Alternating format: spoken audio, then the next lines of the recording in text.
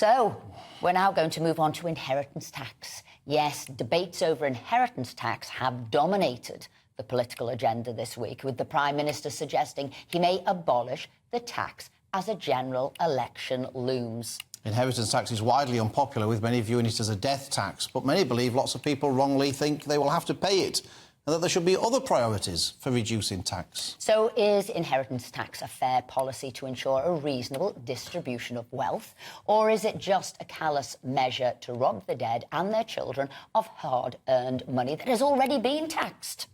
Well, joining us to debate this is Communications Officer at the Institute of Economic Affairs, Reem Ibrahim, and finance expert Jasmine Birtles.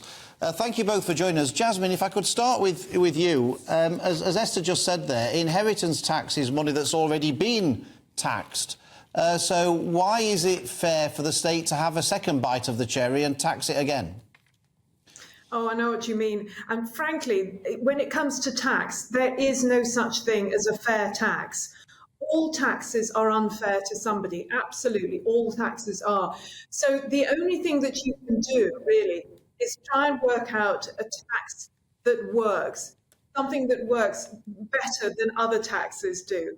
So the reason why I'm not fussed particularly about inheritance tax is, firstly, it affects less than 4% of estates. That's a very small number of estates that are even affected by it. And secondly, because it doesn't really harm the economy. In other words, my concern about VAT, for example, and particularly income tax, is that these taxes stop people working. They harm the economy. I would rather bring those taxes down, one or both, ideally, than bother about something as, frankly, small as inheritance tax. Jasmine, you say it's 4% or just under, and that's right, but over the next decade it will be growing to about 12%. But the YouGov poll said more than half the country thinks that we should abolish now this inheritance tax. 40% of Labour voters think it should, and more 18 to 24-year-olds believe in favour of scrapping it than not getting rid of it. Did that surprise you, those results, the numbers of people wanting now to get rid of inheritance tax?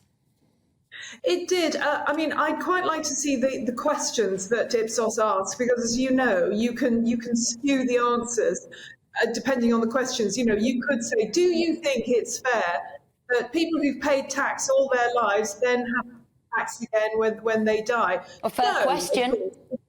You know, that would be the answer. That would be my answer, absolutely. And of course, I don't think inheritance tax is fair, but we have to have taxes. So if we're going to cut anything, I would like us to cut taxes that actually affect the economy. Reem, Reem, that's a very good point, isn't it, that Jasmine makes there? I mean, at the IEA, we could probably get you on about any tax and you'd say that it's too high and it should be scrapped or whatever the rest of it is. But obviously that's not feasible. So, you know, in a cost of living crisis, when people are struggling to pay their bills and whatever, if the government is going to introduce a tax cut, surely there should be a better priority than inheritance tax, shouldn't there? Yeah, I mean, Jasmine's actually right here. You know, consumption taxes like VAT, income taxes are probably more likely to have a positive effect on the economy if we were to cut them. But ultimately, if the conversation is about inheritance tax and whether or not we should be scrapping it, we've got to think about the morality of it, you know, in its entirety. We know that the super wealthy don't really pay the tax in the first place because they're able to effectively avoid it through different sort of complex schemes. If you can afford to pay the lawyers, then you're able to avoid it.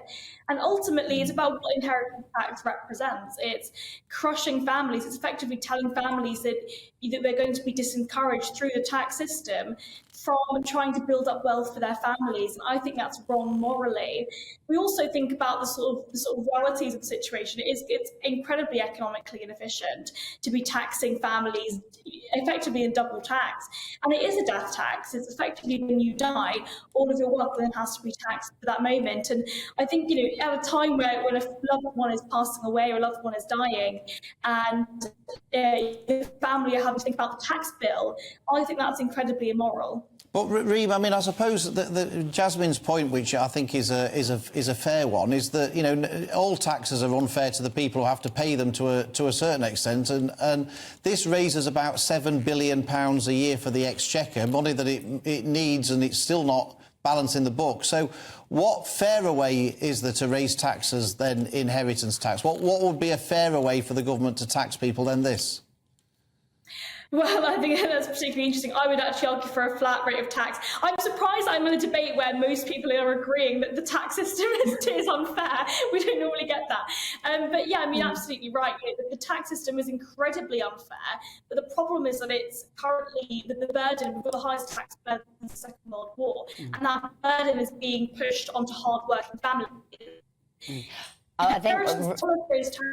Reem, you're cutting out a little bit there. So if I move over to Jasmine, and I'm just thinking, really, when I was looking at it, 40% was the rate for inheritance tax. And then I looked at other countries with inheritance tax, and it was much more nimble and thoughtful. It sort of staggered it through. It was lower. So is there a point there to reduce it, to not have it so high? And I think why you've got a combination now of people against inheritance tax, it is because the taxation that they're already paying is significantly higher.